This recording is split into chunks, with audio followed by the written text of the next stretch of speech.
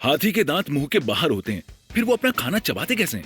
हाथी के दांत खाने के और दिखाने के और। मतलब हाथी के जो दांत दिखते हैं वो हाथी के किसी काम के नहीं है। हाथी के लिए कितने काम के हैं ये तो हाथी जाने, मगर इंसानों के लिए ये दांत बहुत कीमती होते हैं और इसे आइवरी कहते हैं। मैं तो कल ही अपनी मम्मी के लिए आइवरी का हेयर पिन लाया हूँ। ये बताओ कि वो कौन से जानवर से पाई गई आइवरी से बना हुआ है? आइवरी भी कई तरह के होते हैं।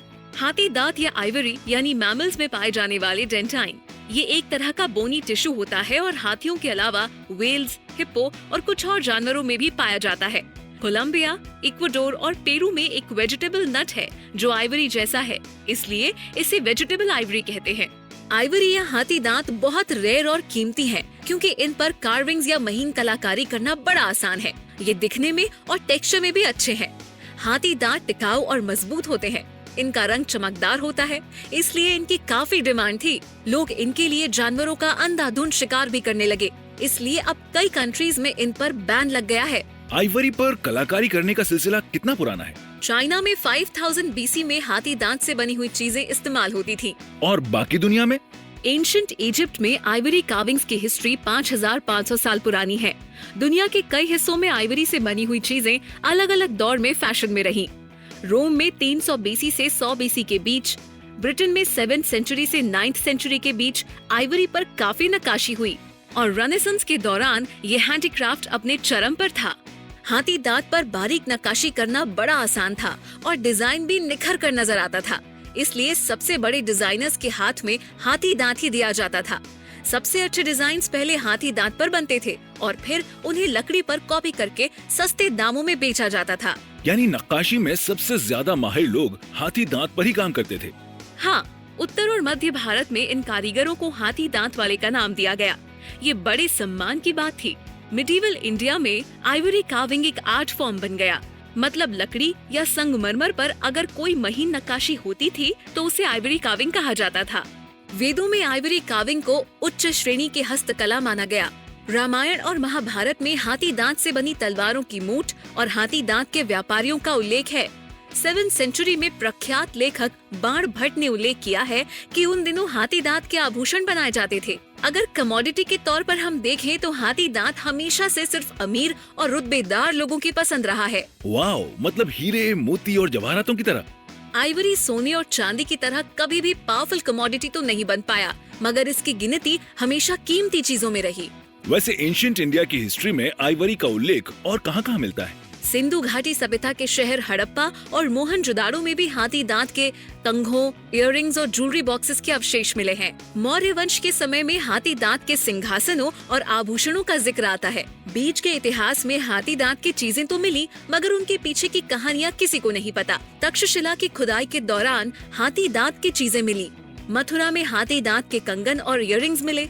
7वीं सदी और 13वीं सदी के बीच हाथी दांत की नक्काशी का जो काम हुआ है, उसमें चंदेल और परमार राजवंशों की चीजों की झलक नजर आती है।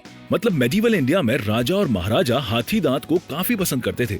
हाँ, 15वीं-16वीं शताब्दी में दक्षिण भारत के विजयनगर साम्राज्य के राजाओं ने अपने पैलेस में बकायदा एक रूम बनाया था, जिसमें सिर्फ हाथी दांत से बनी हुई चीजें सजाई गई थी। लो, मैं तो समझता था कि राजा महाराजा सिर्फ शेर और हाथी के कटे हुए सिर कमरे की दीवारों में सजाने का शौक रखते थे। मुगल भी हाथी दांत के शौकीन थे। उन्होंने अफ्रीका से हाथी दांत का इम्पोर्ट किया, जिस पर सूरत के कारीगरों ने नक्काशी का काम किया। मगर अफ्रीका से हाथी दांत मंगवाने की जरूरत क्या थी? दुनिया में हाथी दांत के दो सबसे बड़े सोर्सेज हैं, अफ्रीकन और एशियन हाथी।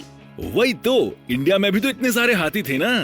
अफ्रीका के हाथियों के दांत बड़े होते हैं और उनसे ज्यादा बड़ी और अच्छी चीजें बनाई जा सकती हैं। अभी तक जो तुमने बताया उससे ये समझ आया कि इंडिया में हाथी दांत रिच और एफ्लुएंट लोगों की पसंद रही। इसके कारीगरों को हमेशा बड़ी रेस्पेक्ट मिली और लोकल आर्ट फॉर्म्स के डिजाइन हाथी दांत में भी बनाए गए। ये तो हमने आइवरी को आर्ट के पॉइंट ऑफ व्यू से देखा है, मगर जब हाथी दांत के ट्रेड की बात की जाती है, तब भी इंडिया का इसमें बहुत बड़ा कंट्रीब्यूशन रहा है। वो कैसे? बहुत सारे लोग मानते हैं कि इंडियन आइवरी को रोम में एक्सपोर्ट किया गया था। इसके अलावा 6th सेंचुरी BC के आसपास इंडिया ने बहुत सारा आइवरी ईरान में भी एक्सपोर्ट किया था। यूरोप और खास तौर से ब्रिटेन को भी इंडियन आइवरी बहुत पसंद थी और वहाँ भी एक्सपोर्ट की गई थी। ये एक्सपोर्ट 10th सेंचुरी AD में पीक पर था। इस समय ब्रिटेन में आइवरी स्टेटस सिंबल बन गया था। 13वीं सदी आते आते ये व्यापार बढ़कर चाइना और अरब देशों में भी पहुंच गया। तो उस समय क्या यहाँ से हाथी दांत बाहर भेजा जाता था? हाथी दांत 2 तरीकों से इंडिया से बाहर जाता था। पहला विदेशी कारीगरों के लिए और दूसरे हाथी दांत की कलाकृतियों के रूप में। इंडिया का आइवरी क्राफ्ट आज भी बहुत पॉपुलर है। ब्रिटेन के कई म्यूजियम्स में आज भी इंडियन आइवरी से बने एंटीक पीस सजे हुए हैं। इनमें से ज्यादातर पीसेस भारतीय राज्यों ने ईस्ट इंडिया कंपनी के अधिकारियों और इंग्लैंड की महारानी को प्रेजेंट किए थे। आइवरी के बारे में एक बात मैं भी जानता हूँ। वो क्या? आइवरी का इस्तेमाल मेडिसिन में भी होता है। आयुर्वेद में आइवरी के पाउडर को कई मेडिसिन में मिलाया जाता है जो स्किन डिजीज में काम आती हैं। इंडिया में तकरीबन 4000 सालों से आइवरी के प्रोडक्ट्स बन रहे हैं। तो सोचो फिर आज आइवरी ट्रेड की क्या कंडीशन होगी। यस, इंडिया पर एनम कितने मेट्रिक टन आइवरी एक्सपोर्ट या इंपोर्ट करता है? अगर गवर्नमेंट ऑफ इंडिया के डेटा को देखें तो officially India per annum 0 metric ton ivory export या इंपोर्ट करता है। 0? यू मीन अंडे वाला 0? यस, अंडे वाला 0। 1980s में वेस्टर्न कंट्रीज ने एशियन एलिफेंट को एंडेंजर्ड स्पीशीज की लिस्ट में शामिल कर लिया और फिर उसके बाद इंडिया में आइवरी या हाथी दांत से कोई भी चीज बनाने या बेचने पर बैन लग गया। मगर मैंने तो कल ही मॉम के लिए आइवरी का हेयर पिन खरीदा है। So sweet of you. वैसे हो भी सकता है कि वो असली हाथी दांत से बना हो। जब बैन लग गया है फिर भी? ये ट्रेड ऑफिशियली 1992 में बैन हुआ था। उस समय लोगों के पास जो आइवरी बच गए उसे लोग कई सालों तक बेचते रहे, मगर अब धीरे धीरे ये आइवरी भी सर्कुलेशन से बाहर हो रहा है। फिर हाथी दांत की नक्काशी करने वालों का क्या हुआ? उन्होंने हाथी दांत की जगह चंदन की लकड़ी और संगमरमर पर नक्काशी करना शुरू कर दिया। मैं मॉम से मना कर दूंगा कि वो किसी से ये नहीं कहें कि उनका हेयर पिन आइवरी का है।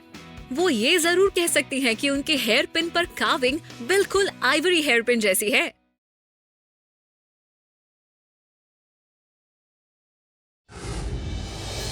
Like, share, subscribe and click on the bell icon to never miss an update from Epic.